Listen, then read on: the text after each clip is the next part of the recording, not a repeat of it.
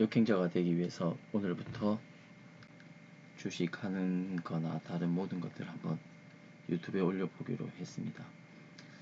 오늘 2022년 10월 11일 날 시장 특징주를 보면 다이나믹 디자인이나 코디엠, 동국 RNS, 그 다음에 코아스템, 캐몬 관련되어 있는 종목들이요.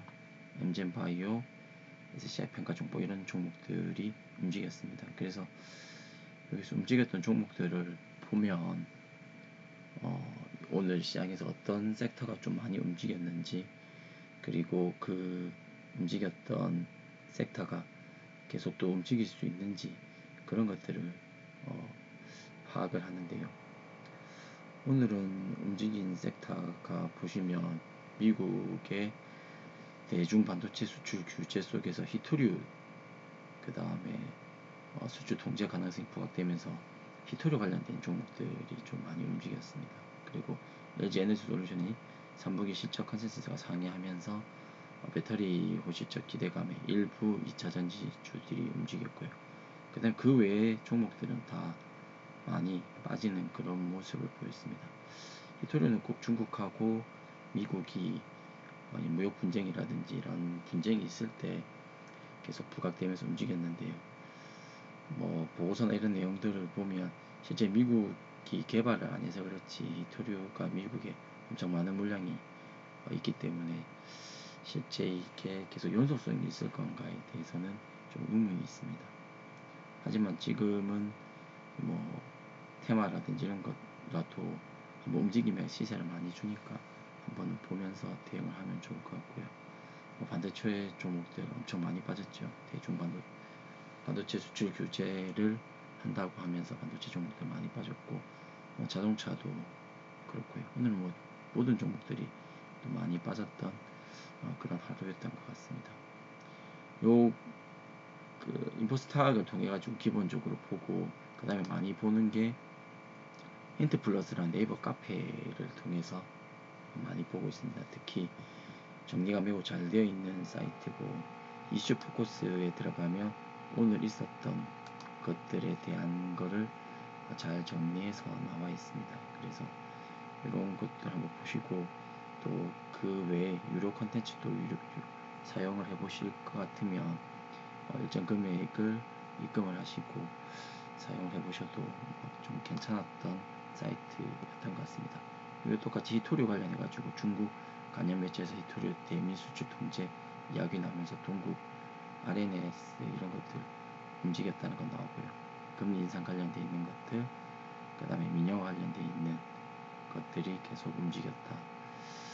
그리고 사료주, 이게 지금 시장에서 있는 좀 제일 큰 세 가지 악재 중에서 하나인데, 11월, 12월이 넘어가면서도 러시아가 전쟁을 계속하게 되면 새로운 인플레이션이 나올 수 있어서 그게 좀 큰 우려를 하고 있습니다.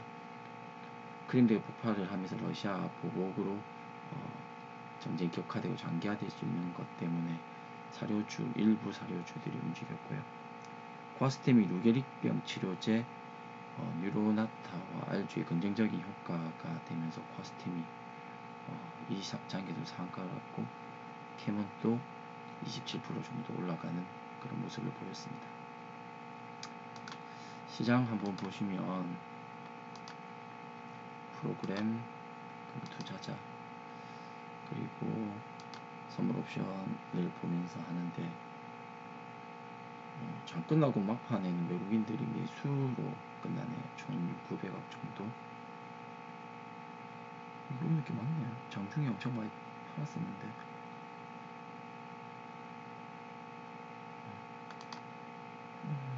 일단 선물도 2,600개 정도, 미계주도 8,000개 정도가 늘면서 끝나는 모습을 보였습니다. 그리고 콜옵션 매수, 풋옵션을 매도했고요. 프로그램도 마지막에 2,400계약 정도 비차익이 들어오면서 움직였기 때문에 이 상태로라면 내일 아침에는 좀 반등이 나올 수 있는 그런 모습을 보여주고 있습니다. 기관들은 계속 팔고 있는 모습이고요. 우리나라는 공매도 금지라든지 증한 펀드가 좀 들어오면 어차피 매크로적인 추세 하락을 멈추지는 못해도 하단을 방어해주는 역할을 하지 않겠냐, 그런 생각을 하고 있고요. 코스피는 그래서 장중에 2.6%까지 빠졌다가 1.8%, 1.83%로 밑꼬리를 달면서 좀 움직이는 모습을 보였습니다. 지금 사실은 코로나 때보다 이제 더 빠져 있는 거죠. 코로나 때 빠진 거 말고 코로나 전에 2019년도보다 지금 지수는 좀 더 빠져 있는 모습이고, 시장에서 보고 있는 세 가지 큰 악재는 DB금융투자의 문홍철 애널리스트가 썼던 채권 관련된 리스크, 그 다음에 환율 관련해서 화재 상품이 터지게 되면 지금 보통 애널리스트들이 보고 있는 하단이 2050에서 그 다음 2150을 하단으로 봤는데,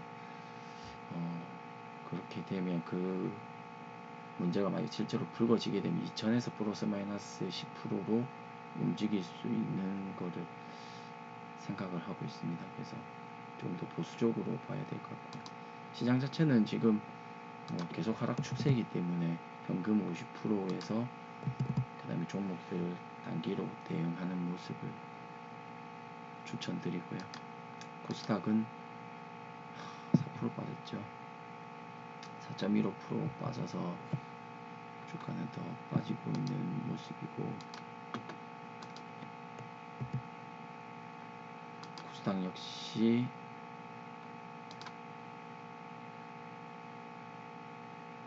2019년 모습보다 더 빠져있는 모습.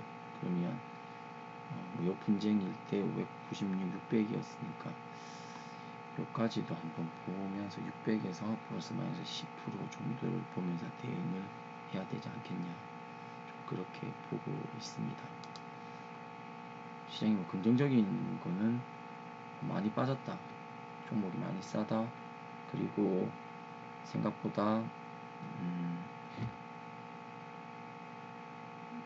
3분기 실적이 워낙 안 좋게 생각하기 때문에 좀 좋게 나왔을 때 반등을 보고요. 그래서 사실은 이런 모습을 조금 기대했습니다. 시장이 이때처럼 지금 20% 정도를 빠졌기 때문에 똑같이 이 정도 빠진 가격이면 여기서 반등 나와서 한 11월 24일 날인가요? 그때 금리 인상 관련 멘트가 있을 거니까 그 전까지는 조금 반등이 나오지 않겠냐 봤는데 전저점을 깨면서 내려가고 있어서 조금 불안한 모습을 보여주고 있습니다. 시장을 종목 스크린 할 때는 조건식을 가지고 종목 스크린을 많이 하는데요.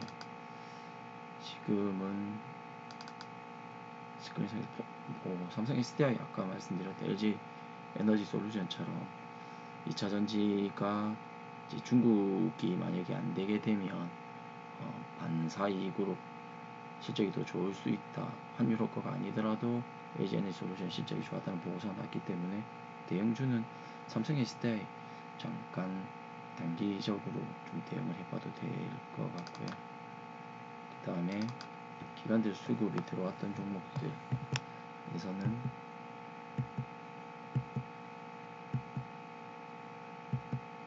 지금은 다 저는 개인적으로 역배열 종목들은 안 삽니다. 전배열일 수 있는 종목들 위주로 매수를 하고 있고요. 그래서 지금은 삼성 SDI 오늘은 다음에 매수를 할 만한 종목이 지금 크게 없네요. 카카오 진짜 많이 빠졌고, 금양은 이때 매수 신호가 떴는데 못 샀던 게 회사도 다 파악을 했었었는데 좀 안타까운 부분이 있고요.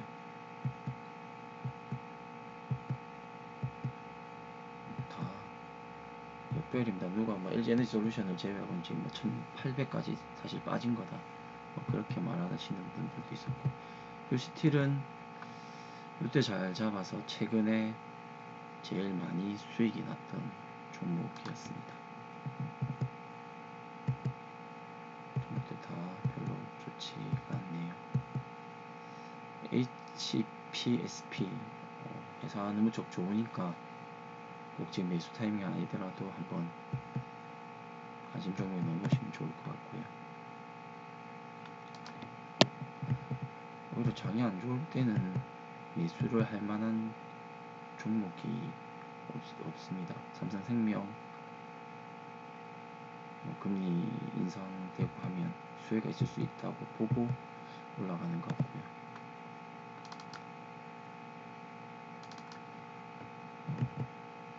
동고 RNS, 디토리 관련해서 코아스템, 캐몬 개별 이슈로 좀 움직였고, 똑같네요. 유니온도 그렇고. SPG를 오늘 좀 샀습니다. 이날 사서 10% 넘게 수익 나다 오늘 빠졌길래 일부를 팔았는데 다시 움직이고 있어서 추가로 매수를 좀 했고요. 기본적으로는 올라가면 들고 가는데, 지금 같은 장은 올라갔다가 밀리면 10% 이상 수익이 났을 때 밀리면 일단은 이익 실현을 좀 하고 대응을 하는 쪽으로 그렇게 방망이 좀 짧게 잡고 있습니다. 그래서 오늘은 SPG를 1% 0.5에서 1%대에서 조금 매수를 했다. 먼저 갖고 있던 거는 다시 팔았다가 다시 산 거죠. 그렇게 해서 좀 대응을 하고 있고요. 일단 지금 내일은 이게 맞다고 하면 지금 나스닥 선물하고는 빠지고 있는데 1.1%요. 우리나라는 뭐 좀 반등이 나올 수도 있는 수급 여건이었던 것 같습니다. 장 마감에는 체크를 못했었는데 조금 시장이 움직임이 있었으면 하는 바람입니다. 일단 오늘부터 해가지고 역행자 책을 보고 감명을 받아서 유튜브, 인스타, 블로그를 좀 상업적으로 움직일 수 있게끔 사용을 할 생각이고요. 종목에 대해서 또 같이 공부하면서 같이 부자가 되는 처음 발걸음이 됐으면 좋겠습니다. 그리고 역행자 책 괜찮으니까 꼭 한 번씩 뭐 주식 투자도 그렇고 그 외에 모든 많은 분들이 같이 좀 읽으셔서 역행자가 돼서 경제적 자유를 누릴 수 있는 부분이 되었으면 좋겠습니다. 감사합니다.